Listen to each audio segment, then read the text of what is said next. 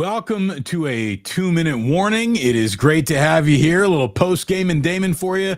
And we're so aggressive. We start post-game in-game. And it looks like, along with the 2-minute warning, it's going to be a 2-0 start for the 49ers. This one is not over, but it sure looks like it's in the barn. 49ers right now leading the Rams 30-20 with 2 minutes to play. They've got the ball.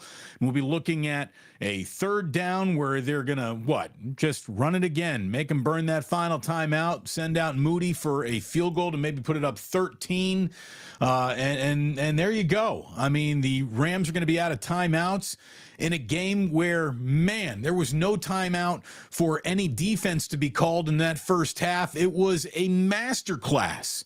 Both coaches, both teams highly executing right off the rip in this game, and it was a few blinks in the second half, either on third down or with a tipped interception or with a well-timed blitz by Fred Warner. All of a sudden, a couple of plays is all you need to really change the momentum in a game, and when the 49ers needed to make those plays, they did, and that will probably be what carries them into the win column, although nothing is official and football is indeed a very funny game. What's not funny is we are underway here on YouTube for the second week in a row at the 2-minute warning. It is wonderful to have you here. Welcome back. If you are coming back, if it's your first time here, welcome. It is wonderful to have you. It is the Bottom Line Bets post-game show, and let me tell you, my man Stefan has started his week in a real nice fashion. He hasn't lost a single position that he took before this afternoon started. He liked the Niners -7. That looks like it's going to come home. I don't want to jinx anything here, but he liked the over team total of 28, whatever it was. Niners have already hit that. That's in the barn. He liked the Chiefs -3 earlier in the day. He's got a few more plays out there. And if you are looking to get some winning plays in your day, go ahead, check out bottomlinebets.com. Daily, weekly, monthly bits of advice are being offered to you for subscriptions of your choosing. You go ahead and you check it out. When you're ready to take advantage of your passion and turn it into some profit, check out my man Stefan at bottomlinebets.com. Sign up today. As we are promoting things, let me tell you that I'm very happy to invite you back here right on Damon Bruce Plus for the Monday morning 49ers wake-up show that Larry Krueger and I are going to be hosting. We are simulcasting on our channels. Please go ahead and give a watch over here if you like, but I don't care where you really watch it, as long as you watch it, and that'll be brought to you by Palmetto Superfoods. Oh yes, acai bowls will be sold to Bang Bang Niner Gang before it's all said and done. We had a great debut last week. We expect even more people in the room when we get going tomorrow, Monday morning at 8 a.m., and we'll be doing it twice this week. We will be going at Friday morning on 8 a.m. because the 49ers are going to be playing on Thursday Night Football against the Giants team that fell down early against Arizona. What's going on in this Giants game right now? Let me take a little look over here, as probably should have had that entire out-of-town scoreboard up before it's all said and done. Hey, 23 seconds left. The Giants and Cardinals are tied at 28, so a little drama going on in the desert. I think the Giants were down 17-0 in that game, so they have made quite a second-half rally. Very, very interesting results coming from around the NFL so far today, and I know everyone's here to talk about the final between the 49ers and Rams, but we are not there yet. What do we got? 3rd and 25, play clock ticking down. The 49ers are on the wrong side of midfield running a play here, and they're going to keep it on the ground to Christian McCaffrey, who, again, for a play like that, why even have Christian McCaffrey do that? You could have had Isaiah Mitchell, or you could have had Elijah Mitchell do that. I got Isaiah on my mind because, hello, Isaiah Oliver, his first really good game as a San Francisco 49er, and we all know that his name was kind of pointed maybe to be the first into that Kyle Shanahan doghouse, right? I mean, Isaiah Oliver was a rough preseason evaluation. He did not comport himself well enough to really stay on the list of things that Kyle was talking flowery about in press conferences this week. And it seemed like he was playing himself, out of the circle of love. Well, he'll be right back in the circle of love, not only with a beautiful, just paying attention play where he tipped the ball to himself, one-handed, came down with an interception off a deflection, but he also makes a huge play shooting the gap in the fourth quarter to get the Rams off the field on fourth, and we're trying to tie this thing up. And we are going to see the 49ers now punt. I believe the Rams are out of timeouts at this point here. Punts away by Wishnowski, so no tomfoolery there. No, wait a minute. I believe we have, it's going to be catch interference. I believe there's a broken halo there. If not, that is going to be 49ers ball inside the 5-yard line because a recovery there. But no, that is kick catch interference for sure on the 49ers. So this one's not over. There's a flag. The Rams are going to get some better than expected field position. Or wait, hold on. Where is this going? I turned the volume off to find out. Let's see. Yeah, fair catch interference is the call on the field. There we go. Just wanted to make sure we got that right. It is great to have you here. Welcome to the Bottom Line Bets post-game show that is bold enough to start before the game even ends. That is called jumping on opportunity. The 49ers and Rams both jumped on each other offensively at the beginning of this game in an incredible fashion. I saw Steve Wilkes' name trending at halftime. Right. And I saw a lot of people who, whose opinions I do respect, saying Steve Wilkes, he needs to make some adjustments here. And I'll agree with you. That was not a defensive first half cloaked in glory in any way, shape, or form for the 49ers. But what it also was an absolute masterclass by Sean McVay and Matthew Stafford, who, but for 2 or 3 throws, Matthew Stafford played nearly a perfect game today. He was outstanding. And I know that everyone who watches the Niners and roots for the Niners wants to think that they're the only team on the field, and everything that happens on the field happens on their watch, and it should be them controlling tempo and flow of a football game at all times, and that's what dominance is, and we want to be dominant again, and there are times we know that we're good enough to be dominant. It is really hard to sustain 2-3 good weeks of football in this league in a row, much less dominant performances. Sean McVay had a game plan. The game plan coming into this game was perfect. Stafford's going to have the ball out on every single 3-step drop you can think of, whether that happens from under center or in the shotgun. It is 1 Mississippi, 2 Mississippi, 3 Mississippi balls out. And it was out on 2 Mississippi, more than it was on 3 Mississippi at times. That is the way you get around an incredibly aggressive defensive line. So the pass rush didn't even have time to get to Stafford. And Puka Nacua, dude, who the hell is this guy? He's the single greatest wide receiver in the history of football, according to the stat sheet after 2 games. He's the first player ever to have back-to-back 10-plus, 100-yard-plus receiving games, 10-plus catches, 100 or more yards in back-to-back games in the history of the NFL. Puka Nacua, boys and girls. My goodness, that was... This is an incredible debut. I mean, Matthew Stafford is getting production out of newcomers that, both Tutu Atwell and Nacua today, honestly, looked like first ballot Hall of Famers. It kind of makes you rethink our position on Cooper Kupp a little bit. I mean, this just shows you how good McVay and Stafford are together. Nacua has his first maybe drop of the afternoon on a ball that hit him right in his hands, and 19 targets, 14 catches, 130 yards for Puka Nacua in this game today. Stafford is at 262 yards, an interception, and 2 touchdowns. Stafford at 276 yards. They just updated that. 50 throws for Stafford. He just attempted his 50th pass of the afternoon, and that's going to be a really good way to lose to the Niners more often than not. When you become one-dimensional, that's when, the defensive coordinator that was having a really bad first half. Again, I don't think Steve Wilks had a bad first half as much as I thought we saw two offensive mastermind coaches getting a nearly flawless level of execution from their offenses. I mean, everyone was playing well on both sides, both offenses, both the 49ers and the Rams offenses combined.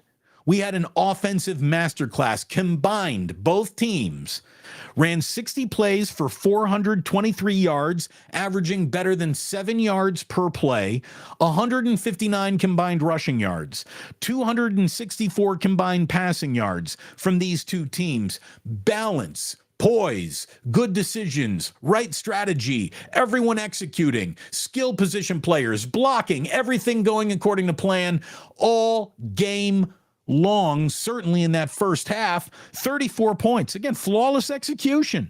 Both coaches on their games. There was an awful lot of chess being played out there today. An awful lot of chess being played out there between two guys who are master chess players. And look, Matthew Stafford has a Hall of Fame arm if he hasn't constructed a Hall of Fame resume.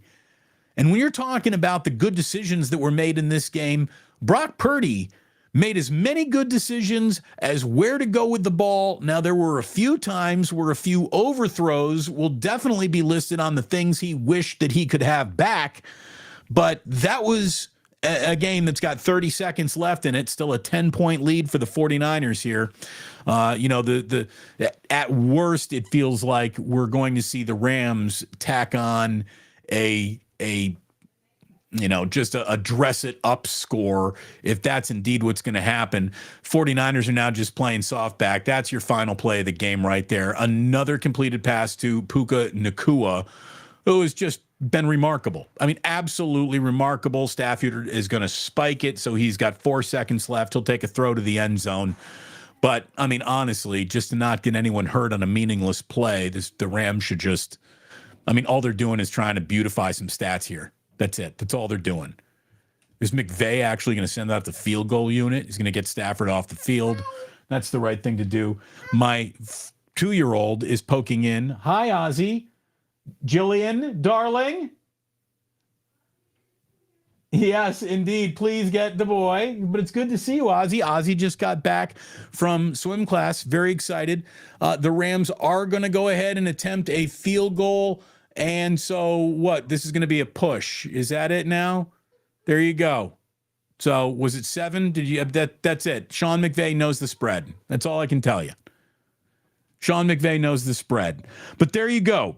It does not matter. It certainly matters at bottom line bets. Boy, this is why you don't talk about anything before it's in the barn. I totally jinxed that. That was me. That was absolutely me. 12th consecutive regular season win. The second longest streak in franchise history for the 49ers. Brock Purdy has never lost a regular season start. And welcome to what is officially now Postgame and Damon. This one is final.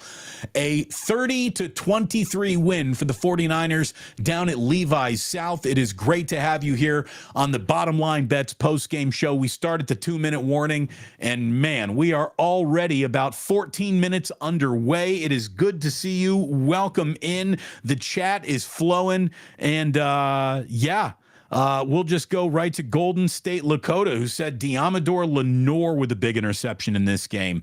Look, the two guys who have been battling 4 snaps at nickel both had good games today. Isaiah Oliver, Diamador Lenore. Lenore's playing corner. Chavarius Ward had himself a game that at times he would like to forget, but man, he made a couple of big plays out there when he needed them. And this was a hell of a football game. I mean, there's just no other way to say it. This was an awesome NFL game. It was entertaining. It was high scoring. It was well executed offense, both conceptually and in terms of execution from the players out on the field. That was A+ football. That was really, really good.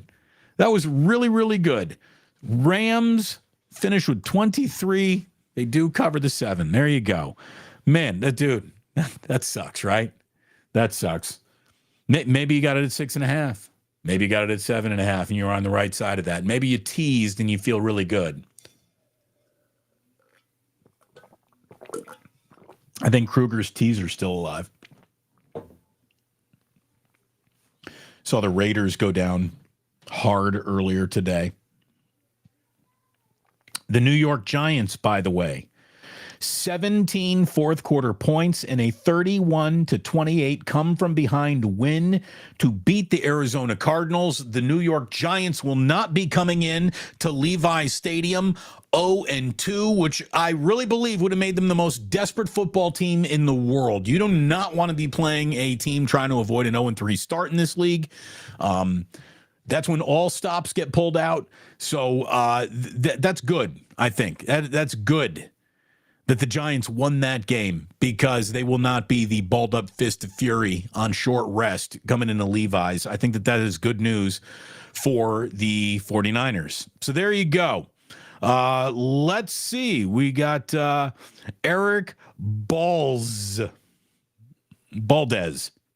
Eric Baldes. Damon, you domain? Well, thank you very much. As are you. It is so good to see how many of you are here who's got familiar names. I see an awful lot of new names in here. No doubt. It is great to see so many names. This is from Always Drip 805. Purdy can't throw deep balls. He needs to work on that deep accuracy. Again, everyone's a fucking critic. I'm not saying you're wrong, right? Purdy can throw deep balls. He overthrew today. It's not like he didn't get them there. He put a little bit too much on it. He's still very early in his career. So here's the good news. As Purdy continues to struggle, as you're saying, on his deep balls, he does remain undefeated. That's good, right? That's good. A interception-free afternoon for Brock Purdy. I thought he was great today.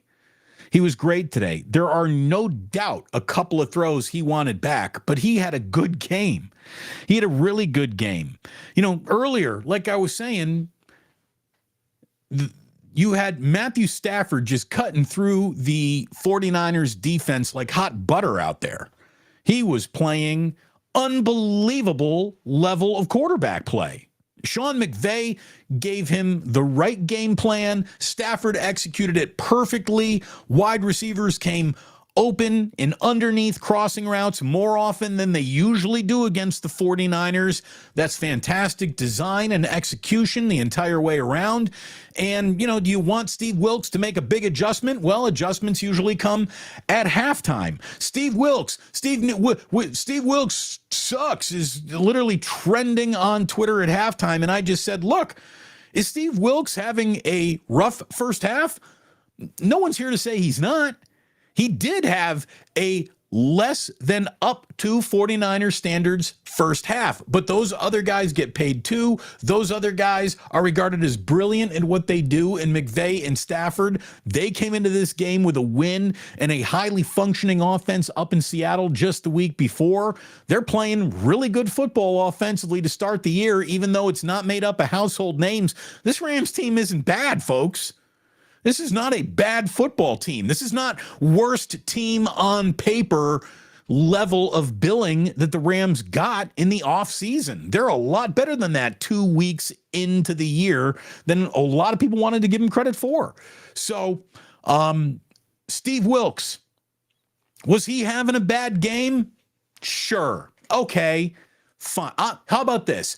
I'd be willing to admit that Steve Wilks was having a bad game in the first half if you're willing to admit that Stafford and McVay are playing their dicks off and this guy named Puka Nacua looks like Jerry fucking Rice. Like, will you admit that? Because that was also happening. And you got to give the other team a little bit of credit. It's not like the Niners are the only ones out there affecting the flow of a football game. The Rams were awesome in the first half. And the good news was, so was the 49ers offense. They were very good in the first half. And then after halftime, Steve Wilks, man, he's got to make adjustments. He's got to make adjustments. Well, the next 3 drives for the Los Angeles Rams were punt, interception, punt. And in all of that, after the Rams got tuned up defensively by the 49ers, they make the adjustments, and that saw the 49ers have their first 3 and out of the entire season on their first drive of their, their first possession of the second half. So, folks, that was high level football. Huge execution is what you saw out there. And it was entertaining as hell. Look, you want to make your afternoon a little more fun around the TV when you're watching football? Go ahead and get the right advice to make sure that you can do that. My man Stefan at Bottom Line Bets. The bottom line is we win. Go to bottomlinebets.com right now. Take a look. Sign up. Daily, weekly, monthly subscriptions available to you. And my man cashes checks. He doesn't just sell you advice. He lays everything that he tells you to play as well. So, my man Stefan, I'm telling you, you're going to be happy that you decided to get a little advice as to where to put your investments as you make plays every weekend in the sport of football. My man's also hot when it comes to Major League Baseball. Just throwing that out there. Bottomlinebets.com. Bottom line is Stefan wins. People are out, Damon, what about the Bears? So the last thing that the Bears have, as far as I'm concerned, as they become unwatchable on so many different levels, is they do have some of the greatest uniforms in the history of football, and they didn't even wear those today. Those orange jerseys are a crime. The orange helmets are a war crime against all of humanity, and I can't take it. I don't want to talk about them. A stunning 0-2 does not belong to the Chicago Bears, but rather the Cincinnati Bengals. That is a stunning 0-2, given the expectations that they had attached to their year. But that's maybe the most stunning score of the day, other than the fact it looks like the Broncos are going to be 0-2. That game's at the 2-minute warning, and the Commanders are up 35-24 on the Broncos, who have the ball. But Sean Payton was supposed to be the elixir of everything gone wrong in Denver, and it doesn't look like that is about to start playing itself out like that right now. This defense took the Lambs lightly. That's from Tommy Huxley. I mean, maybe you're right, Tommy, but I don't think so. I don't think that they took the Rams lightly. I think the Rams took a perfect game plan executed by a quarterback who spent years toiling as a pretty good quarterback around a really bad Detroit team. And the minute that he gets to a good team with a good coach and a good idea, he's got a Super Bowl ring. The Rams deserve more respect than Niners fans want to give them. You got the California rivalry, which doesn't breed an awful lot of respect into NorCal, SoCal. I get that. You also have the embarrassing level of takeover that you have from the 49er fans at that stadium. My God, it looks like Nebraska is playing a bowl game inside of SoFi Stadium. There is so much red inside of that stadium. But that was a very fun afternoon. There was high level of execution. Was it a great day for either team's defense? No, it wasn't. But this is a league built around offense, and man, every single time I'm looking up, Purdy is putting 30 up. 30 from Purdy seems to be something that you can get used to. And if you can get used to this team producing 30 points, and you know that more often than not, the defense isn't going to allow an offensive afternoon quite like the one we saw today, I like the Niners' chances an awful lot to do something pretty interesting this year. We have Brandon Carpenter saying, everyone liked this video. Boost Damon into that algorithm. Please do. I would love that. Everyone hit a like, hit a share, hit a notify, hit a subscribe, do all the things to help this blow up. We are officially blowing things up here on the channel. Before we say another word about today's game, let me thank you. Some of you have just shown up today and are maybe watching me for the first time. It is wonderful having you here. I hope you like enough of what you see to want to subscribe to this. We have adult conversations after football games. That's a concept that very few people are putting into play, but today we are. There's my wife helping by making the lighting even better. Thank you, honey. Did I just get sexier? There you go. Jill, you want to show everyone what you're wearing? No, she doesn't want to make an on-camera appearance, but my wife is wearing a pretty sexy-looking Niners top. I'm not going to lie. There's a little halter action going on there. Nice job, Jillian. Look, man, we are over 7,600 subscribers as of today. We are closely approaching over 100,000 podcast downloads. It is because of you that we're having so much success in this very early going. After 18 years on the radio, here we are on the internet, but having more fun than ever before, certainly acting more like myself than ever before, getting to do the things that I love the most for the first time in a long time, which is post-game after the Niners play. And we get to do that together. And Monday morning at 8 a.m., please join me and Larry Krueger for the Palmetto Superfoods 49er Wake-Up Show. We had more people watching us than 95.7 The Game and KNBR had combined. And that's just 1 week into this grand experiment of the 2023 season for your boy here on YouTube. Larry's got himself a really nice head start, and you put the two of us together, we think there is something to be dealt with.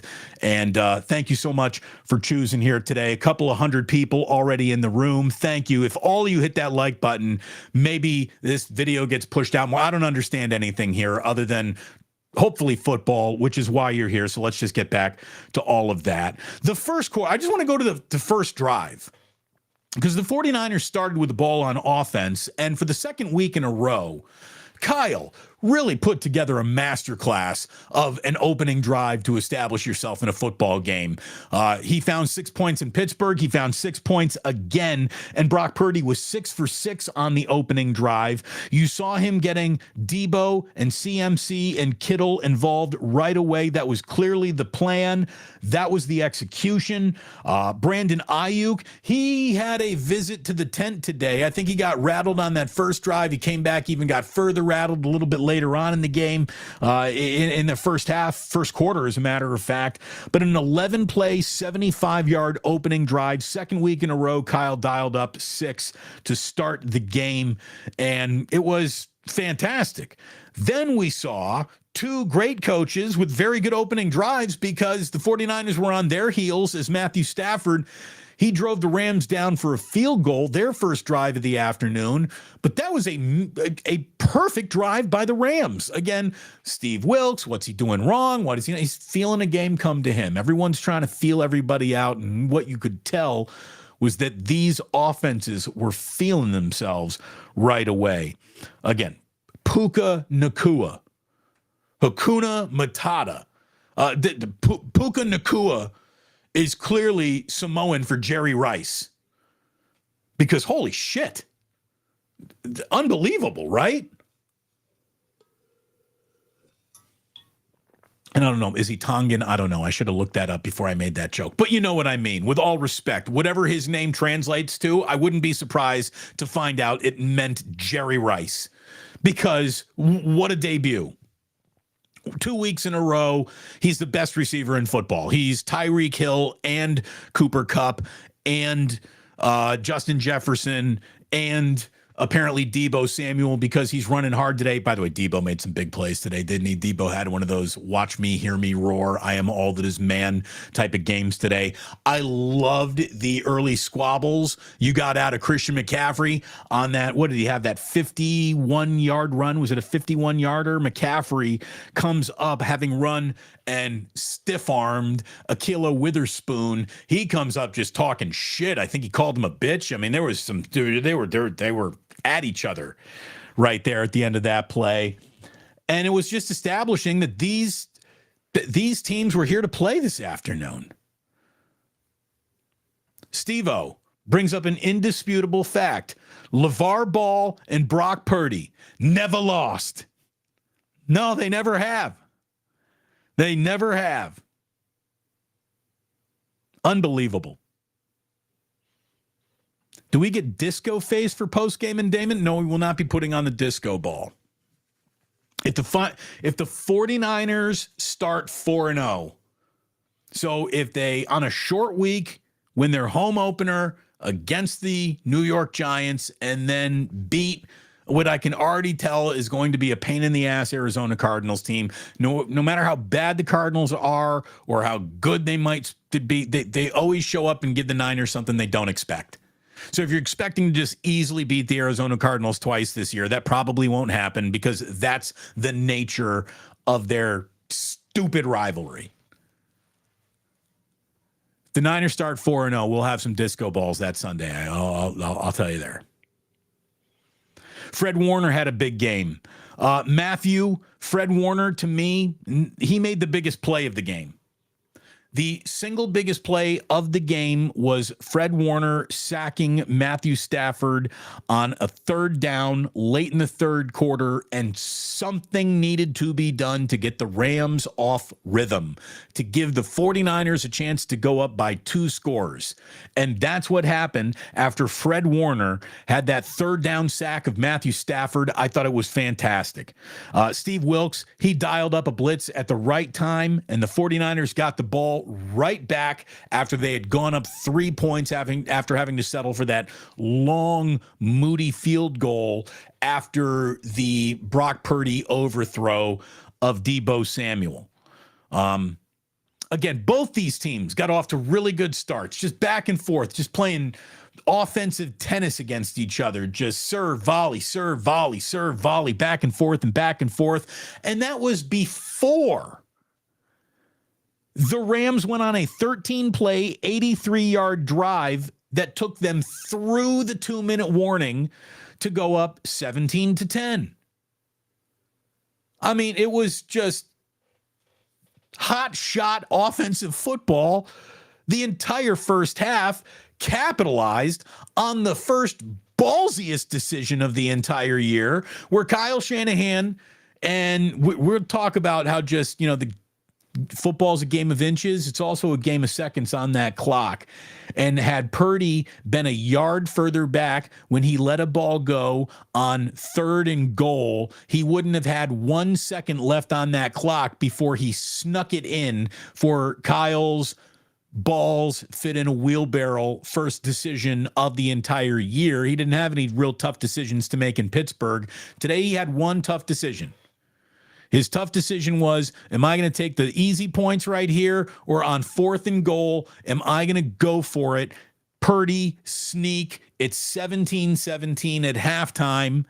And then, oh my gosh, you got to get this Rams offense off the field. And sure enough, Steve Wilks, after, like we've agreed, didn't have a great first half, but isn't nearly the incompetent coach that Twitter wanted to point him out to be, because McVay and Stafford were on one in that first half.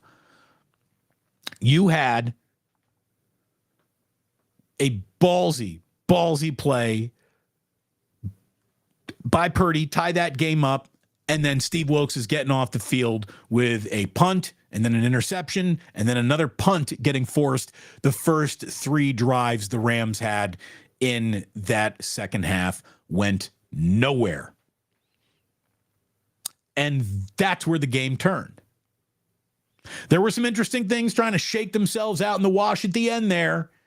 But the real turning point in this game was Fred Warner's sack on 3rd down, the Oliver Thomas interception, and then the Diamador Lenore pretty much goodnight Irene interception that ended the game, and a phenomenal tackle shooting the gap from Oliver Thomas as well in this game. Again, Stafford has a cannon.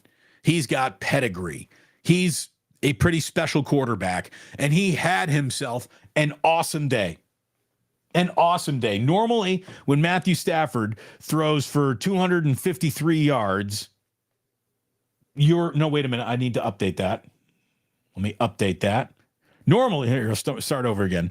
Normally, when Matthew Stafford throws for 307 yards, the Rams are going to find themselves in the win column. But he had the 2 interceptions on the day, and the 49ers just continued to, they didn't really get that massive checkmate moment until the end of the game. But Kyle was in check all afternoon. Check, check, check. Really nice play there, Sean McVay. I think you think you have momentum now in this game, don't you, Sean? No, you don't. Check, check, check. Everywhere you look, Brock Purdy made the right play, the smart play. Christian McCaffrey made the big run, the smart run. Thank God that Debo might have been a fumble at the end of that. The late fourth quarter didn't come back to haunt. Why Kyle and the Niners burned a touchdown there to give the Rams more time to look at that, I don't quite understand. But I'm not going to complain about things I assume in a game where you actually won it. And the Niners, when this year came out, getting to week 3, 2-0, looked like a tough task. And it didn't look like a tough task because of the Rams. It looked like a tough task because of the Steelers waiting for you in week 1. The Niners completed the hard leg of the 2 games to start the year on the road with such flying colors. Today was assumed to be a little bit more easier than it was. Familiarity breeds contempt. Division rivals means anything can happen. McVay and Shanahan are clearly in each other's notes and in each other's brains and share the same offensive philosophies and know how to make other teams play left-handed. And you had just 2 A-plus executing offenses all over a football field today. If you and your buddy sat down to play a game of Madden, and that's the game that you played at the end of playing your game of Madden against each other, no one would have gotten grumpy. No one would have turned it off saying, this is bullshit. No one would have thrown their controller. You would have looked at each other and said, man, that was a good game, wasn't it? And that was a good game, wasn't it? Yes, it was. That was a good game. Philly, it is a lovely day. TWDY, I don't know what that stands for, but thank you. Thank you very much. Philly, I agree with you. HR said, did Bosa get a sack? Bosa did not record a sack today. It'll be interesting to see what his pressure totals were. Where is Bosa? On the day, he had 2 tackles. One of them was a solo. And yeah, it was, look, no one on that 49ers defensive line was given an opportunity to even have a particularly big game today because Stafford had that ball out on every single third ankle down. I mean, it was a 3-step drop ball out. Everywhere. I mean, there was a cardinal rule in place today offensively. And if you want to say, like, what did McVay do to screw up the 49ers season today? Well, he just handed everyone a blueprint. The truth is, though, it's a lot easier to execute that blueprint when you have someone like Matthew Stafford, at the easel drawing it for you. So it's not as easy as it looks to just, I take the ball out, get it out in the perfect right decision as fast as possible all the time. But that's the way you neutralize a defensive line that's supposed to kick your ass at the line of scrimmage. So no one got much of an opportunity to even put pressure on Stafford because he got the ball out so fast. And then where you might see some at least tackle totals make you say, well, there's a better day against the run than you thought. There weren't too many tackles to be made against the run. Only 22 rushes attempted for the Rams this afternoon with 55 pass attempts from Matthew Stafford. 55 attempts, and all of them coming, in 3 seconds or less, basically. There's no way he cooked the grenade for 4-5 second count at any point in time in this entire game. People who don't have kids can go back and look at, clock those things. I'm sure I'll read about it between now and tomorrow, but ball came out fast. Wasn't a great day for the 49ers defensive line. Their Linebackers did have a good day, and when it's all said and done, even though Puka Nacua cooked all afternoon, and he 15 catches and 147 yards for Puka Nacua. The two greatest weeks to start a wide receiver's career in the history of the NFL. Puka Nacua was spectacular. Tutu Atwell was very good. Kyron Williams, kids, we don't know much about him other than he went to Notre Dame, but it looks like he can play. And the Rams are going to be a little bit better than anybody thought. Maybe Kelly Stafford saying, man, my husband's having trouble connecting with guys in the locker room. Maybe that was just to throw everybody off the scent, that the Rams got a lot of chemistry early on here that you didn't expect them to have. I thought the secondary had a really good day today. A really good afternoon today. So lots going on. Let me see some of your comments here. I want to dive into the comments for a little while. It's Postgame and Damon here on the Plus, brought to you by BottomLineBets.com. Turn your passion into profit. Go get some advice from my man Stefan. Daily, weekly, monthly. Subscriptions are available to you. It's football season. You want to make a little cash? Check out BottomLineBets.com. He's serving up winners. And it looked like he was 2-0 until I totally jinxed him, talking about how the Niners were going to cover the 7 before Sean McVay clearly had money on this one. From Brazil, oi, tutu bang, good to see you again, Julio. Niners, they do own the Rams. And Brock Purdy continues to own the NFL. Kids, he has never lost a start. He's never lost a regular season game. He's never lost a regular season game. How about this? He's never lost a game in which he started and finished it. That includes the postseason.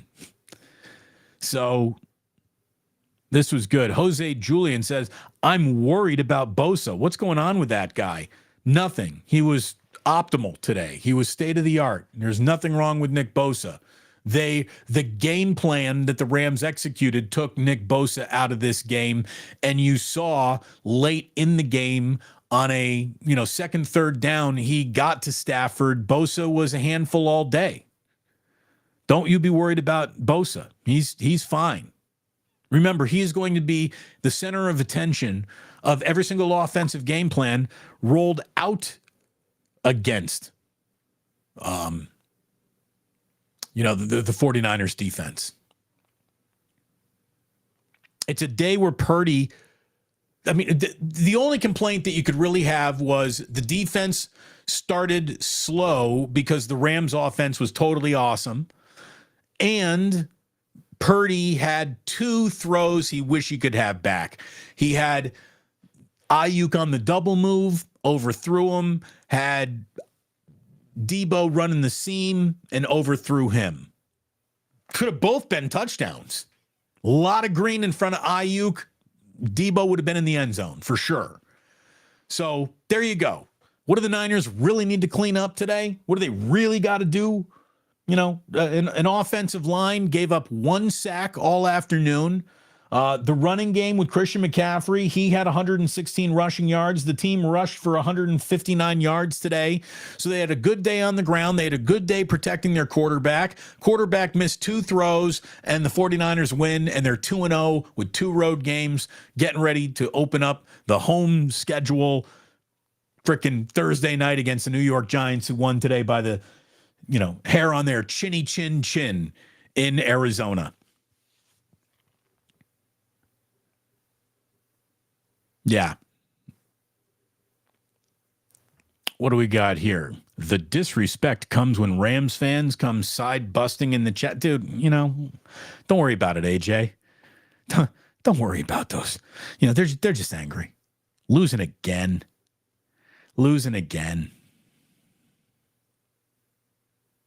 It's got it. Here's the thing. McVay has the ring, and that's the ultimate victory lap to run around Kyle anytime he wants. But he got past Kyle with a 3-point win in an NFC championship game. Otherwise, Kyle has basically kicked his ass as a head coach in this league. What is he now? 8-3 straight up, with those first 3 losses coming when Kyle was, just taking over one of the worst teams in football. And for a while, the Niners were one of the worst teams in football.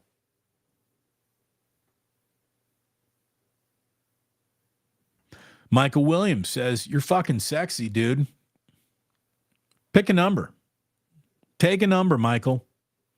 Tell us something we do not know." What do we have here? Ranger 49 says, "Damon, I'm loving the 2-minute warning start time. Hey, early bird gets the worm. Find an advantage, jump on it."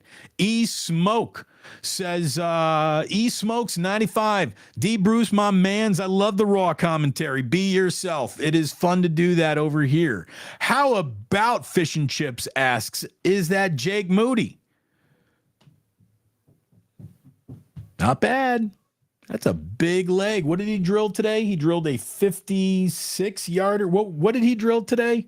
57-yarder from Jake Moody. Put the 49ers up 3, 20-17, and then it was right after that the interception got them the ball back. They went up by 2 scores, and they needed to be up by 2 scores to even pretend that the end of this game was, smooth and nothing to worry about.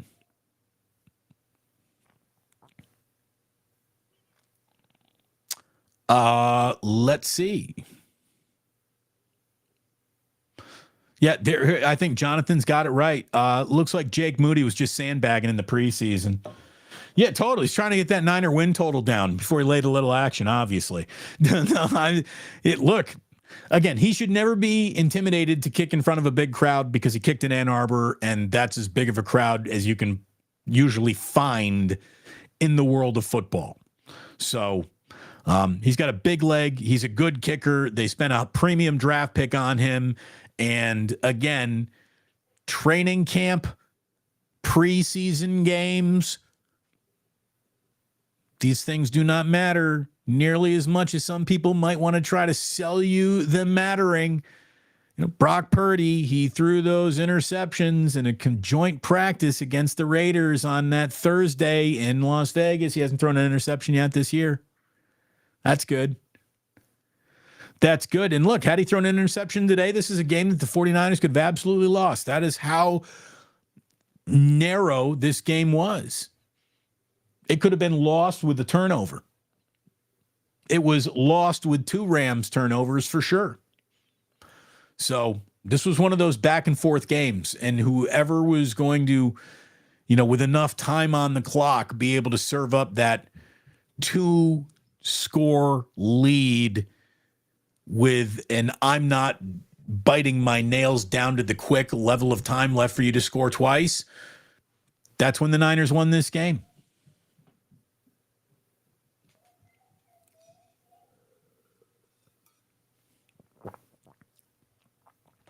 Damon, would you please address the Greenlaw bonehead penalties situation? Yeah, he needs to get fewer bonehead penalties. But honestly, I thought I don't know the severity of what he was called for today, because I don't think Fox ever really showed it to us. And you had, who was that today? It was at Kugler and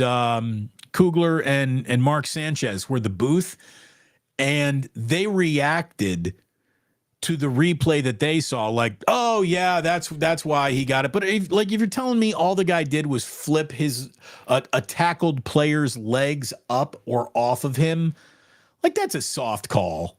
It really is. Roughing, unnecessary roughness means you're trying to hurt someone. Trying to get someone's legs off of you seems like a little bit of a soft call. But I didn't see it. They didn't actually show it on the broadcast from when I was watching it. So I don't know how bad it was or wasn't. I really don't know. All I do know is that I'm not going to be complaining about a play that ultimately didn't affect the outcome of the game. But yeah, as always, Dre Greenlaw, more discipline never hurts a football player. More discipline is a good thing, especially when you're playing on the edge of, you're nearly out of bounds. I feel like Dre Greenlaw is good for a late hit out of bounds call every other week.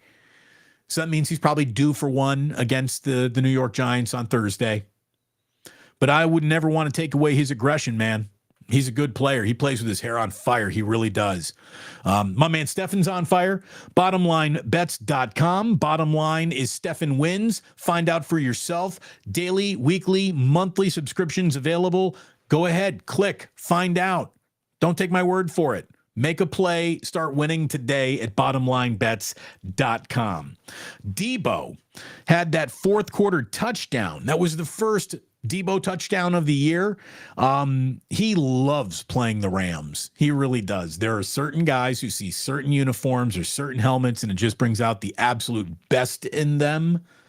Debo loves playing the Rams, and he had his best game probably of maybe the last 2 years today. He does not score on that play last year, the one that he scored on today. That was going back to 2019, 2021, nasty Debo. Nasty Debo. That was a big time catch, run, get some blockers, move a pile, yak yard, big boy stuff from Debo Samuel on that play. Look, I want to get through some comments here. I want to get everybody's comments up to date, get down to the bottom. And then we'll get to what I thought were really the major moments in the game. Damon, I was saying it the entire game. Manacle76 says, I was saying it the entire game. Samoan Jerry Rice. Dude, Puka Nacua. Like, good Lord, that was incredible. The 2 weeks in a row that this guy has had, it's just incredible. Steve P says, Damon, move to Vegas. Holy shit, you belong in the entertainment capital. Is it that good this week? Fantastic. Look, if we continue to crank out shows that good, we'll be able to move wherever we want. Look out, Mr. Beast. I'm coming. Matthew, who is Samoan, says, Damon, I think you're right. Samoan for Puka Nacua. I mean, I could look that up. Let me just look that up real fast here. Puka. And look at it this way. We went from knowing absolutely nothing about Puka Nacua to he will be the most popular football player on the planet by the end of this year if he keeps this up. This guy is something special. He is really, really good. He is something special. And on his incredibly humble, no one's taken it over yet, Wikipedia page, it does not have any personal life is Samson played wide receiver in Utah, the Colts. His brother Kai Nacua played defensive back at BYU. He currently plays for the Michigan Panthers, the United States Football League. I'm not seeing anything in his personal life, though, about his... How about this? Let's assume he's Samoan unless we find out otherwise. We will find out because Puka Nacua is about to become a household name. Rome 33 says, damn, Debo said, remember me? He really did. He really did.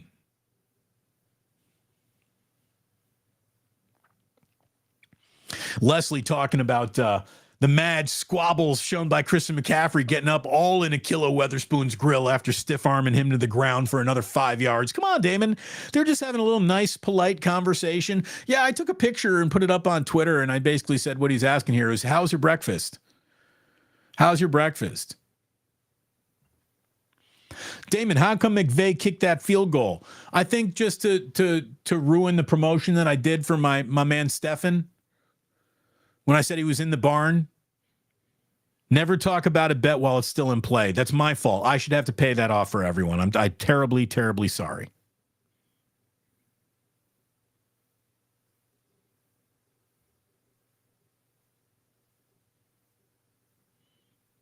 Jose's not fooling it. He's like, hey, man, McVay kicked that field goal because he knew the spread. It was obvious. Look at it this way. What's the old saying? Good coaches win. Great coaches cover. If you got the cover today, he can at least send whatever Rams fans there were in that stadium this afternoon home happy. Were there any Rams fans in that stadium this afternoon? I didn't really notice any. That was dead red. Every deck, every aisle, every row. Red, red, red, red, red. Steve P says Vegas is going to host the best Super Bowl ever. It's going to be the most amount of action you've ever seen at the Spearmint Rhino. I'll tell you that much. It's going to be insufferable to be there that weekend, to be totally honest with you. There's a part of me that absolutely wants to be there. There's another part of me that in no way, shape, or form wants to be there. Chef A, by the way, hopefully Rosh Hashanah's gone very, very well for you.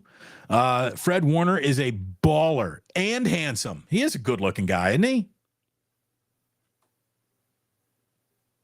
Drake Jackson's got that nice motor this year. Again, there's a lot of good motors. There was a play where Javon Hargrave, he broke through that offensive line so fast, I thought he was going to get a handoff from Stafford in the backfield. That was his real big flash play. Didn't really amount to that much for the 49ers at the time he did it, but there's a ton of talent along this defensive line that really didn't get to flash much today because McVay's plan to get the ball out with Stafford as fast as they did, and give them all the credit in the world for remaining that disciplined over the course of 4 quarters. Maybe it's survival instinct that makes you remain that disciplined. I don't know, but it was a great day for the Rams offensively. The only thing that the Rams did wrong offensively was turn the ball over twice and lose the game. Otherwise, they were fantastic. You know, maybe they got a little bit too predictable with the pass, but why wouldn't you? You got freaking Stafford out there throwing laser beams. Stevie P, love you, Damon. Thank you, Stevie P. Love you too. Hit that like, hit that subscribe, do all those things. I'll tell you what, hit that notify button too. You really want to help me out? Hit that notify button. That way you know whenever we go live, we're there. It'll buzz right in your pocket. Who hasn't dreamed of Damon buzzing in their pocket, right? That's available now to you if you hit the notify button. And it will make sure that you never miss our 49ers Wake Up Show, which is going to be back for the second week, Monday morning, 8 a.m., Damon Bruce, Larry Krueger, a simulcast across both of our YouTube channels. But Larry's got a lot more viewers and subscribers than I do. So if you've got to choose one of the 2 channels to watch, over here. So I don't have a humiliating number compared to Larry's got 30,000 people watching him, and we got we got 2,000 people, everybody. Right, but I'm very excited when I see a video go off at 2,000. That's good. That's good. We are thrilled to be over here on YouTube. We're having a ton of fun. What am I saying? I'm having a lot of fun. Jillian, who's obviously done a huge part in helping me set all this up, she's thrilled with the way things are going, and they're going so well because of all of you responding to it. And I thank you very, very much for choosing me for your 2-minute warning and post-game destination, brought to you by Bottom Line Bets. Bottom line is, we win. All right. Wally Lama says, Damon, if Purdy can retain 80% of what Jimmy could do with the quarterback sneak, I would be stoked. He looked good on his 2 sneaks today. Absolutely he did. Dude, he's stronger. He's faster. He's more of an athlete than he looks. Brock Purdy is just got a surprise in him all the time. Matthew asked a very good question. Did Aaron Donald play today? I saw him line up on Colton McKivitz and nearly get to Purdy on a ball that Purdy threw, and it turned into a completion, so no one looked. But you had Aaron Donald almost getting home the one time that he was one-on-one with McKivitz. McKivitz played well today. Aaron Donald did not. The 49ers have a way of taking one of the single greatest defensive linemen of all time and reducing him to just an NFL player. Still good, still dangerous, can still hurt you. But Aaron Donald, against just about everybody else, is wearing a Superman's S on the front of his jersey. Against the 49ers, he is still Clark Kent wearing the glasses, dressed in the suit. He's not quite Superman against the 49ers. HR says Stafford has a Favre-esque arm. Matthew Stafford was kissed by God on his right arm when he was a baby. He's got one of the all-time great quarterbacking arms.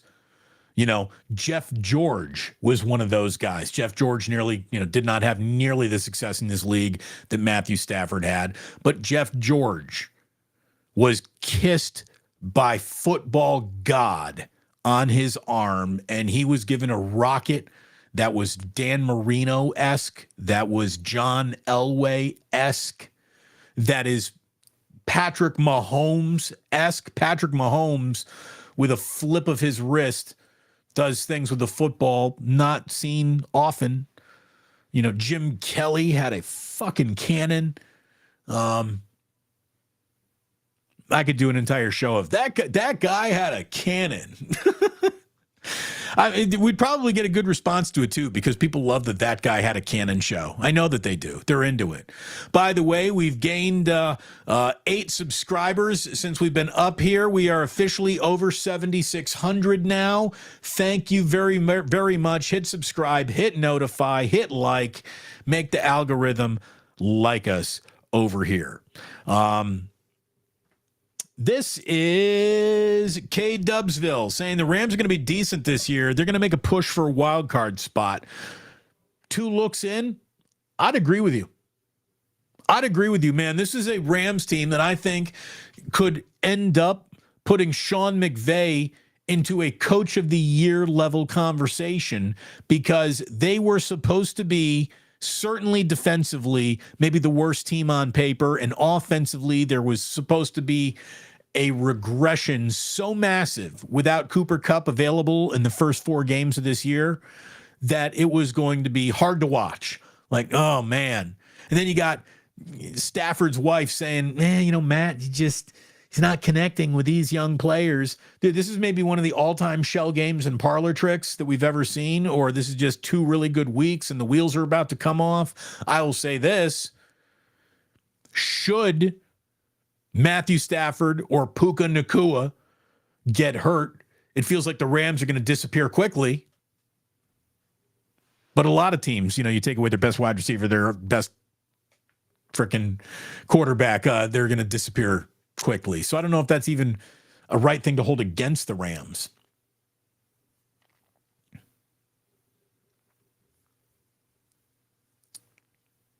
Talk about Jimmy G.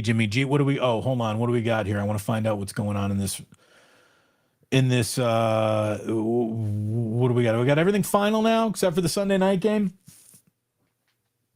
Let's take a quick look through. Falcons beat the Packers by a point earlier today, 25-24. The Falcons are 2-0. We've got the Bills slaughtering the Raiders 38-10. I did predict that. I had that, and I'm not a Raider hater. I know the way the wind blows.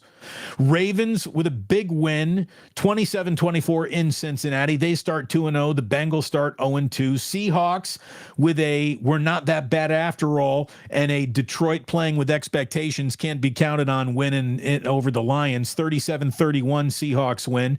Titans 27-24 over the hapless Chargers, who can just never get it all together. Buccaneers beat the Bears while the Chicago Bears humiliated themselves, the city of Chicago, and the concept of great uniforms. The Chiefs get one over the Jaguars in Jacksonville, 17-9. Hopefully it took the under in that game. It was supposed to be an explosion. It did not happen. It did not explode. The Colts beat the Texans. Nobody cares. The 49ers with a 30-23 win over the Rams. You knew that. That's why we're all here right now, as a matter of fact. The Giants with 17 unanswered fourth quarter points come back to beat the Cardinals 31-28. Cowboys over the Jets, but you knew that because that happened on Monday, right? Or that went final today. Sorry. What am I talking about? That was the New York Giants that the Cowboys just beat. 30-10 though. Dak Prescott with 255 yards passing and 2 touchdowns, 11 catches, 143 yards for CeeDee Lamb.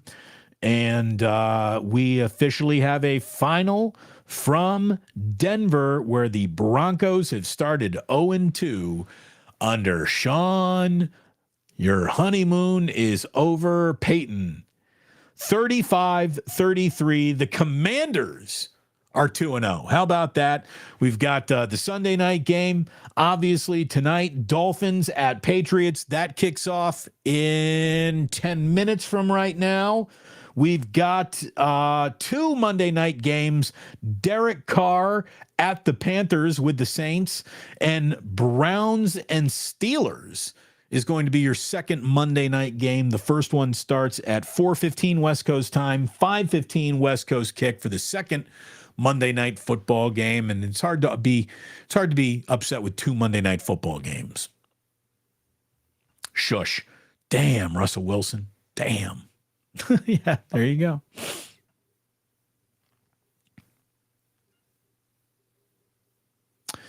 Josh the Cosmo Wizard, the first to throw into the ganja jar today and making the jingle jangle. Thank you very much, Josh. Appreciate it. Love your show, Damon. Good to see a fellow Bay Area team thrive today, unlike a certain team. Keep it up. Love from a Raiders fan.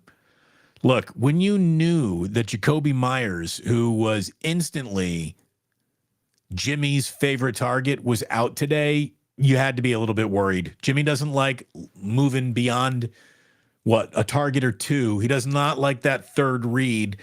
And in a game that was out of control, Davante Adams got hurt. Davante Adams gets hurt playing meaningless snaps in a game that has been decided. And you got to ask yourself, why? Why would you take the greatest asset you have on your team as a player and subject him to unnecessary contact in a game that's been decided? Davante Adams is not the type of player who needs more reps, more. Well, we got to get him and Jimmy on the same page. Well, you do that on your own time when people aren't literally firing bullets at this guy trying to hurt him. Anyways, Josh, thank you very much. And shame on you, 49er fans, letting a Raider fan tip in here before any of you decide to do such a thing. I'm not trying to cast dispersions on you, but dispersions I cast upon thee. There you go. By the way,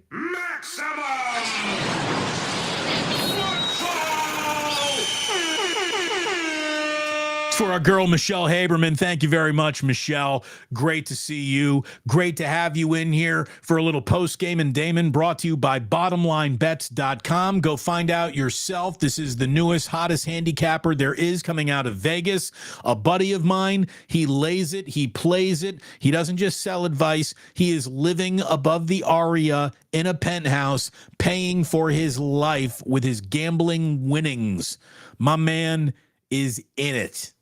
And if you want to be in the cage cashing winners with him, go to bottomlinebets.com. Daily, weekly, monthly, yearly subscriptions being offered when you want to turn a little fun into some profits. You go ahead and check out bottomlinebets.com. What do we got? All of a sudden, says Wally Lama, Isaiah Oliver all of a sudden is a motherfucking boss nickel. Look, I don't know about that, but he can't be first on the list of Kyle Shanahan's "you're in my doghouse" anymore. Not with that game today. Great tackle on 4th down late in the game. The interception earlier in the game. And man, it's he had the game he needed today. True Blue Forever said, I did not have the Cobra Commanders in this one. Yeah, no, didn't have the Cobra Commanders either. Michelle, if she was asking for it, she got it.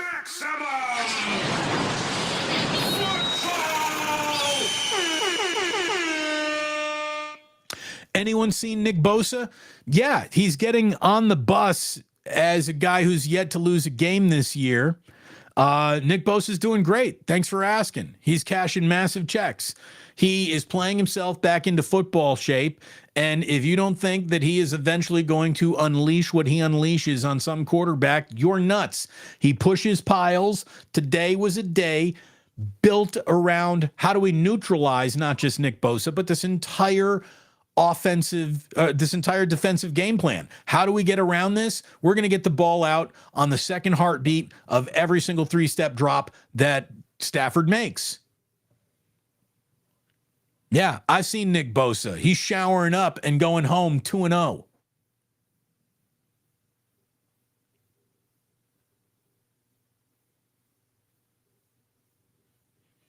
Damon, thank you for mentioning McVay is a D-bag for kicking that field goal.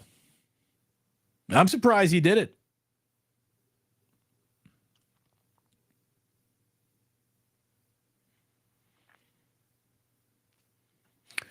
Nick J says, Bosa's regular season numbers mean nothing. His playoff chaos caused is what he's paid to do now. There's no doubt. And look, his regular season, is just beginning if you think about it. He played his training camp over the first 8 quarters of this year. So hopefully by the time Thursday rolls in here, he's going to have a game that is as gaudy as some Niners fans want to see it being. Like, again, if you're telling me that Nick Bosa recorded no sacks all year, but this defensive line just ate like fat kids around him, I'd be cool with that. Nick Bosa commands so much attention. He's held every other play. Don't think that a didn't see much of him game out of Nick Bosa is an automatic indictment on Nick Bosa. There'll be days. There'll be days when he doesn't play well, and we'll point those days out. I did not think that today was one of those days. Is Brock Purdy having a hard time with the long ball? I don't think it's his optimum throw. It's usually across the board for NFL quarterbacks where your completion percentage starts trending downwards. But look, he had, 2-3 overthrows today that were not good. He had 2 overthrows, one to Ayuk and one to Debo that had either of them hit, there's maybe 12 more points on your afternoon right there. Those look to be opportunities. To Debo, absolutely. He's in the end zone to catch the ball if that ball's thrown perfectly. So that's 6 points right there. Brandon Ayuk had an awful lot of green in front of him. Had he got the ball that Purdy overthrew him on. But again, Brock is still a handful of games into his very young career. The good news is as he continues to struggle throwing the deep ball, he has not lost a game in the NFL that he started and finished. He is undefeated. The 49ers are undefeated with Brock Purdy as their starting quarterback. Remember how everyone would be like, well, look at the winning percentage that Jimmy Garoppolo has.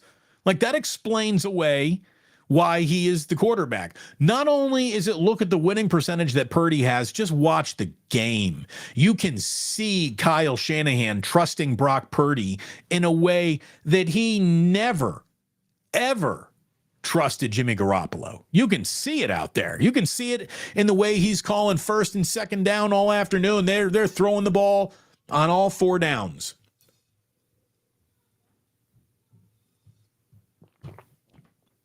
You would not say the same thing about Jimmy Garoppolo's faith, the faith that Kyle Shanahan had in Jimmy Garoppolo.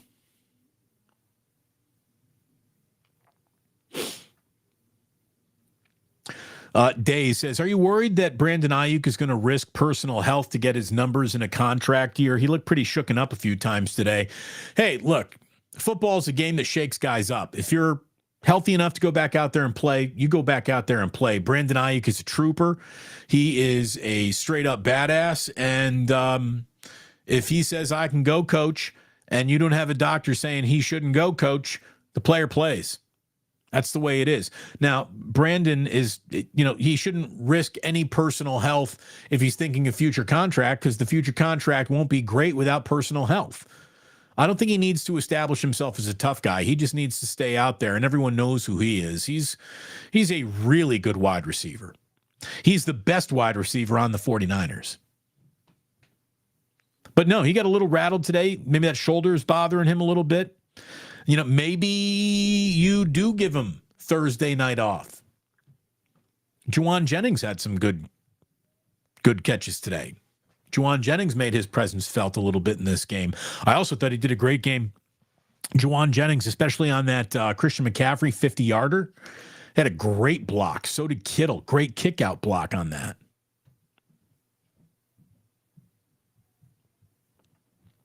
Boy, ain't this the truth. Isn't this the truth from a man who understands the metric system better than anybody on here because he's from London? But he says, I'm fed up with so-called fans saying crap about players not performing because they didn't get 5 sacks or go 20 for 20 on passing completions. Go back in your hole. Go back to playing Madden and your mulligans. And exactly. I mean, this is so much harder than it looks.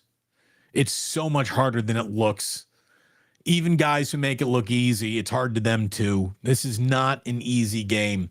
And the Niners, all things considered, have played 2 games that have been excellent football games. Excellent football games. They just ran into an offense that knows what it's doing, as opposed to last week when you had Kenny Pickett and Matt Canada, offensive coordinator of the Pittsburgh Steelers, did not know what they were doing. So last week looked a lot easier than this week. The New York Giants, even though they came back and beat the Arizona Cardinals today, for a minute there, not knowing what you were doing offensively defined them. They were down 17-0 before rallying to win in Arizona this afternoon. That's being shut out 40-0. So at one point this year, the New York Giants have been outscored 57-0. There's not a lot of offensive know-how in a start like that, but then they got loose against the Cardinals team that is built to have teams get loose against them. Remember, Arizona doesn't want to win a game this year.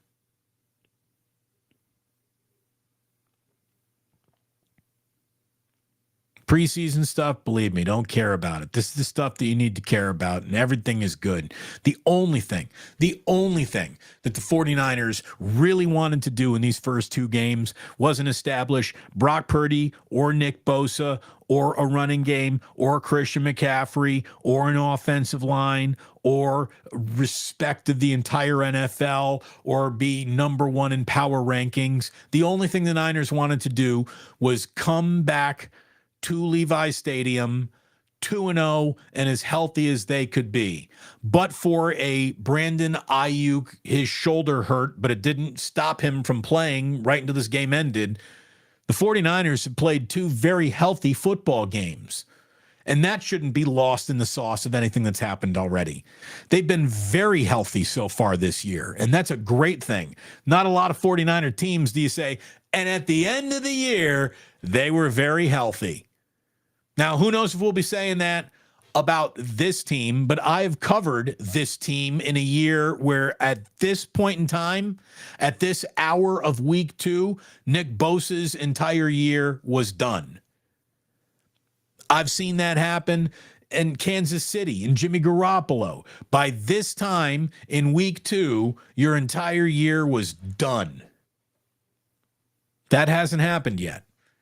The New York Jets, 4 offensive plays into their year, their entire year is done. That's the way it goes, man. Niners are 2-0. They've looked good. They're putting up points. We know they have a defense that is better than it showed today. And they're healthy. And here come the shouldn't be that hard to beat New York Giants. But yeah, I'm telling you right now, the New York Giants could absolutely win on a short week on a Thursday night because that's the way this league is built. It's built to keep teams close and in games. And the Niners should absolutely beat the New York Giants. Crazier things have happened.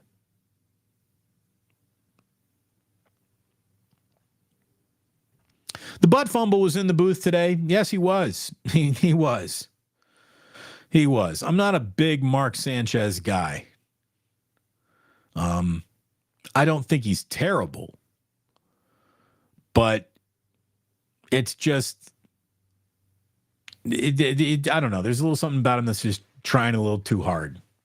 Look, we're trying hard to get you a little money when you watch sports. Check out my man Stefan at bottomlinebets.com. He wants to put money in your pocket too, and he asked for very little for some great advice when it comes to the plays you should be making around sports, not just on a Sunday, but on a Saturday as well. And my man officially knows baseball to the point where he's really dangerous over there. So get great advice on the plays to pick from my man Stefan, bottomlinebets.com. This is Jonathan Dewey, who says Sanchez and Kugler tried to make a big deal out of that Debo fumble lost to the sideline. Let me tell you, until I saw an angle where I thought, okay, that ball definitely did touch the sideline. This is not going to come back to haunt the Niners. I thought, well, that's not good. I mean, I thought for a second there that might have been a fumble. And then when the 49ers were the team that called a timeout that gave everyone more chance to look at it, luckily on that more chance to look at it, it looked like the ball had gone out of bounds. But man, that was close to being up. This game is not nearly as in the Niners property as you think it is.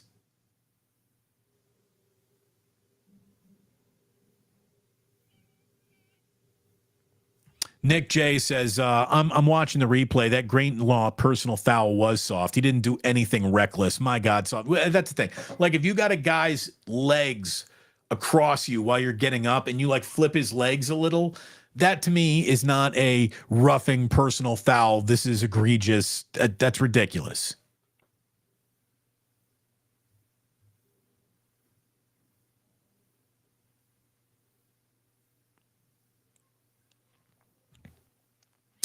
Damon, that line was 7.5. Niners win by 7. Okay, I saw the line going off at 7, so I look. That's rough. David Isaacs, post game, and Damon, I'm loving it. Thank you very, very much. Appreciate that, David. Thank you for being here. Hit that subscribe and like button. And if you like this, let me tell you, you are going to love 49ers Wake Up. Monday morning at 8 a.m., Larry Krueger and I are going to be hopping on our combined YouTube pages. We're simulcasting, and we are going to go for hours, and we are going to give you the best recap, because if you think I'm good now, give me a night to sleep on this. Give Larry Krueger a night to sleep on everything that we've seen, and we'll come up with ideas and angles and stuff that no other show is going to be throwing at you tomorrow. That's why Larry and I instantly, like the minute it started, had the single best day after 49ers reaction show coming to you in Northern California. Who would have ever thought the two guys who are better at covering the Niners than just about anybody are really good together? Didn't they used to cover the Niners together? Oh, that's right. They used to be the pre- and post-game host of the 49ers. What do you know? These guys aren't that bad. We're brought to you by Palmetto Superfood. We're going to be on the air at 8 a.m. tomorrow. Wake up. 49ers wake up after every single 49er game, which means Larry and I are going to be at it twice this week. Monday morning, 8 a.m. and Friday morning, 8 a.m. Yeah, baby. I like it. So again, sign up for bottomlinebets.com today so you have your plays to be making when you sign up for the week once Thursday night starts week 3 in earnest at Levi's Stadium.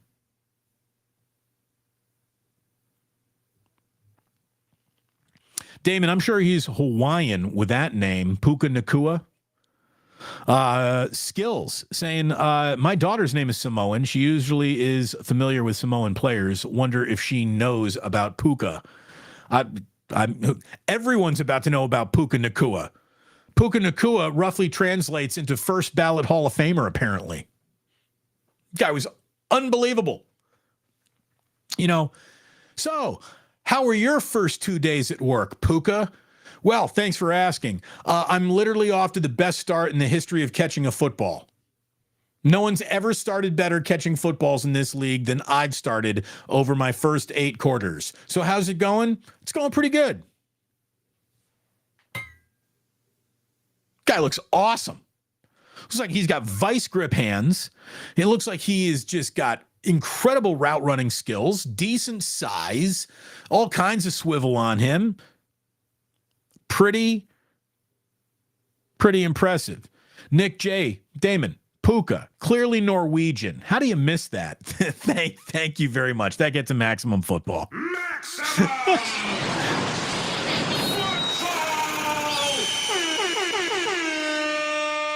Money Green.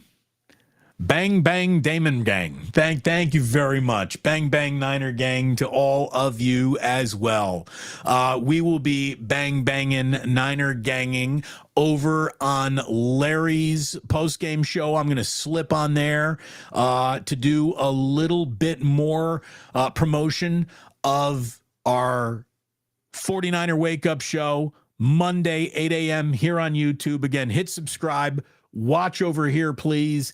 And it doesn't matter where you watch it, but I could use the views. How about that? Larry doesn't need anyone padding his views. He's got so many more subscribers than I do. I could use a little help padding my views, getting that algorithm to love me. Hit that like, hit the notify button.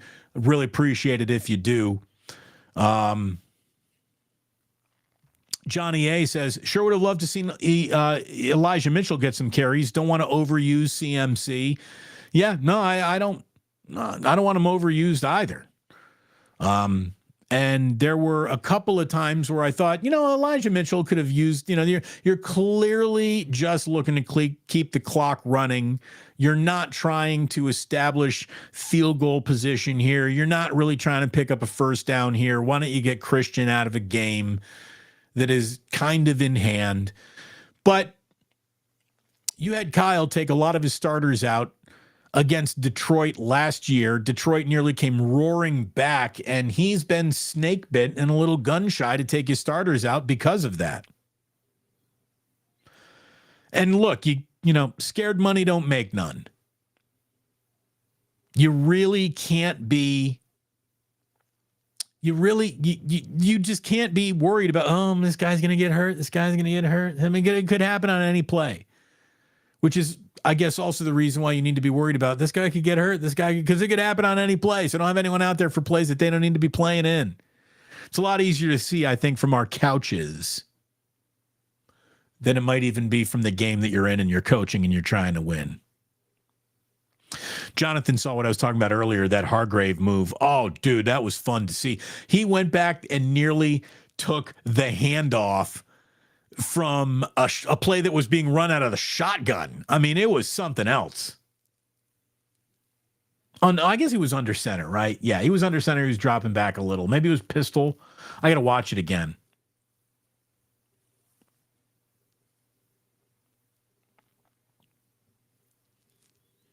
Michelle doing the research. Nakua, West Samoa, mother and family. There you go.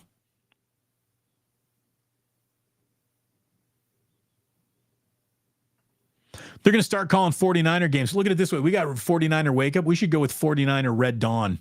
Red Dawn should have been the name of the show that Larry and I are hosting morning after. Red Dawn is really good.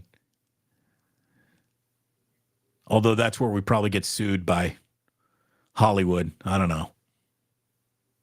Copyright infringement. It's real.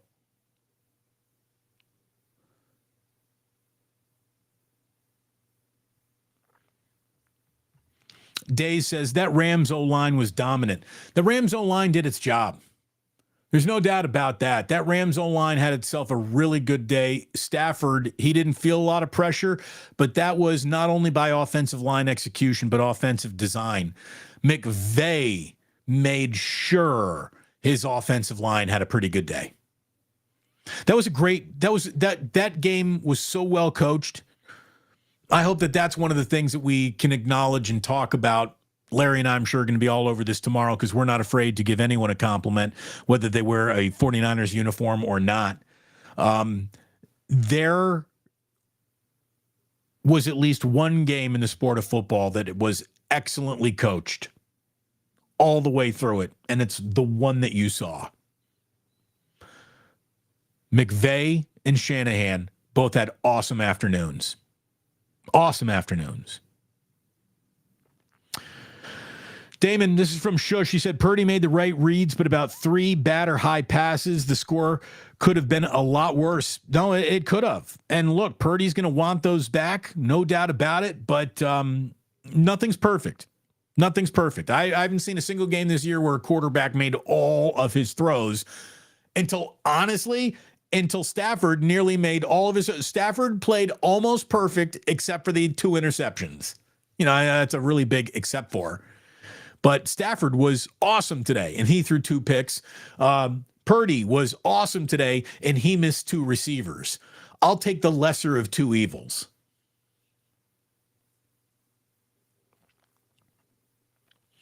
Aaron Donald got quick released right out of the game. He did a little bit today, fish and chips. You're right. My man Larry Wong, great Niners fan, says Purdy is still young, playing well. He's potentially an all-pro quarterback. When he gets more experience, the Niners have so many weapons for him. Dude, the future is bright, to say the least. Oh, it's getting brighter in the ganja jar.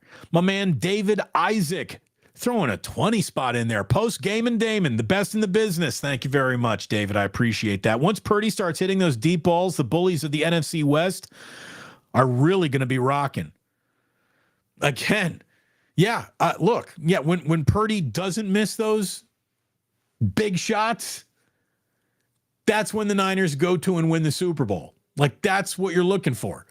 How does Voltron complete the puzzle to become the big robot, not just all the lions, all the cool lines, to really become Voltron, to put it all together means it all works together, and you're not missing the deep shot.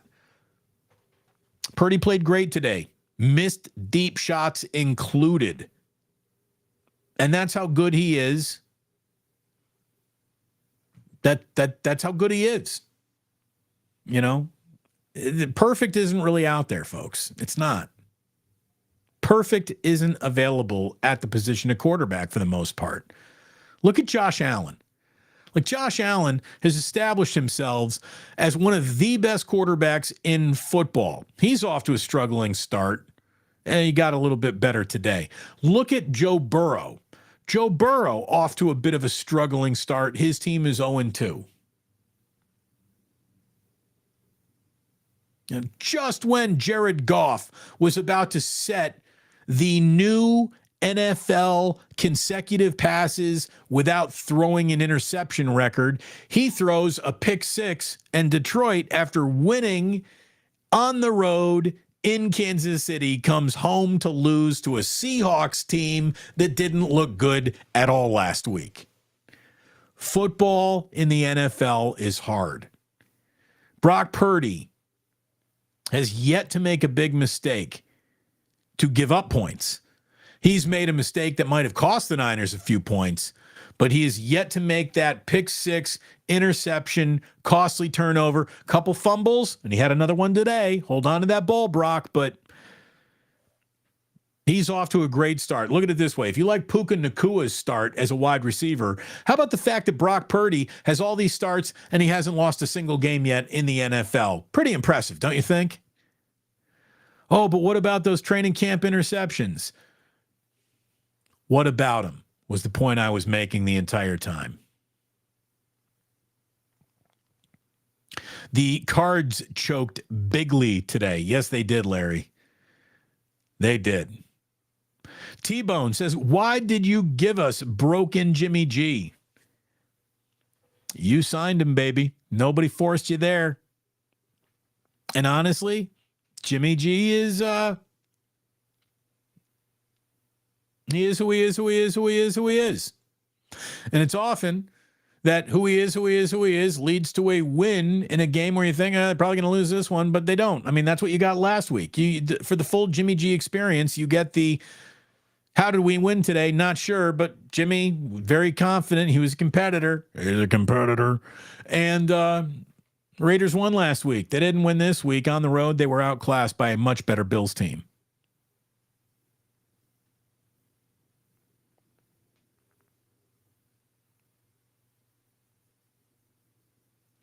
What are you drinking, Damon?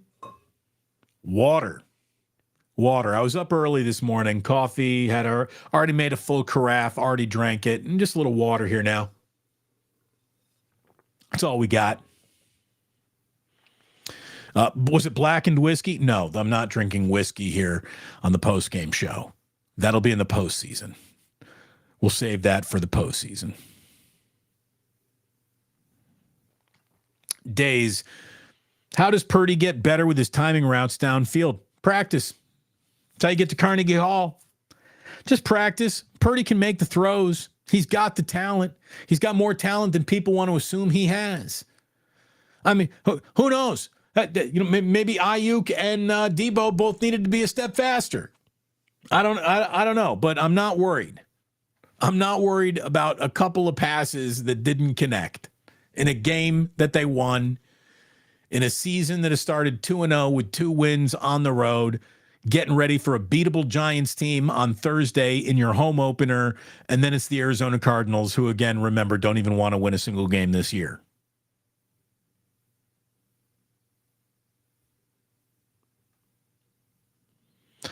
Christopher says, Damon, do you think Christopher N. Nomura. Christopher says, do you think that McVay kicked that field goal to say F you to all the 49ers who picked the spread? Yeah, probably. I mean, sure. Maybe it's to send as many people as home is miserable as invaded his stadium. I don't know. Look, they can't all be beauty contest winners. They can't all be Miss America. Sometimes you just want to go home with a win, baby. Nothing to brag about. Just go home with a win. I think today's win was a lot better than that.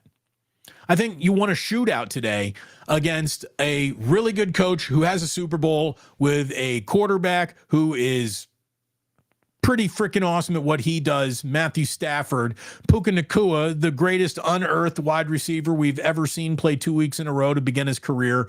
The Rams are not nearly as bad as some people have predicted. That's obvious. Can they keep it up? Will they just have 1 or 2 weeks where it all clicks for them and then spend the rest of the year not looking like this? There's still a lot of football out there, but I'm impressed by the Rams after 2 weeks, and I got to be honest with you, I'm really impressed by the 49ers. You know, getting to week 3, 1-1 was the goal. They're already ahead of schedule. Already ahead of schedule. Baron Red says, Damon and Kruger are rad. Well, thank you. Thank you very much. Thank you. Otis says, really is a shame that KMBR and 95.7 really never paired the two up. Thankfully, we get them on YouTube. Now, that's the thing. These freaking not geniuses that are running these local radio stations, they had so many chances to get it right. They fucked it up. Here are Larry and I to correct all the wrongs. We're going to do it. We're going to just go ahead, put ourselves together, and take over the goddamn market while we do it. So thank you for joining me here today. It means an awful lot that you would join at the 2-minute warning and enjoy a little post-game and Damon after the 49ers pick up a big, big win in Los Angeles today. And you will hopefully pick up the YouTube machine at 8 a.m. and join me and Larry for 49ers Wake Up, brought to you by Palmetto Superfoods. Postgame and Damon, brought to you, of course, by our title sponsor, BottomLineBets.com. Go to my man Stefan website. Sign up for a day. Sign up for a week. Check it out. Let him know that you were made aware of his business by watching right here on the Plus. It's good for all business. One hand washes the other. How do you support me? You support my sponsors. It's that simple. And the sponsor that I have for this show is BottomLineBets.com. Sign up for a day. Sign up for a week. Sign up for a month. Make some plays and tell me if you don't come out ahead. Tell me if you don't come out ahead. I'd love to know, because I'm pretty much telling you, I'd be stunned if you weren't ahead the way my man Stefan picks winners. So thank you for tuning in. A Puka Nacua to all of you thank you for coming on by today. It was great hanging out. I am going to hop on Larry's post-game show to continue to promote 49er Wake Up, 8 a.m. on YouTube, Monday and Friday morning this week, since there's a Thursday night game as well. But man, Niners are 2-0. You can't start better than that because they're 2-0 and they're healthy. They're 2-0 with 2 road games already ticked off their schedule. An awful lot of home games sitting there for the 49ers. They're going to have some huge games playing on Thanksgiving, Christmas, New Year's Eve. Yeah, baby. Football is back. Maximum!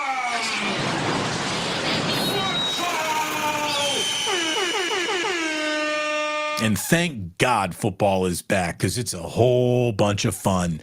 As is doing the post-game show, thank you for tuning in. It means an awful lot. If you missed any of this, it will be available on podcast, The Damon Bruce Show, wherever you get your podcasts. You can find it there in a matter of moments. You can find me over on the Krug channel in a matter of moments as well. And again, 8 a.m. Monday morning.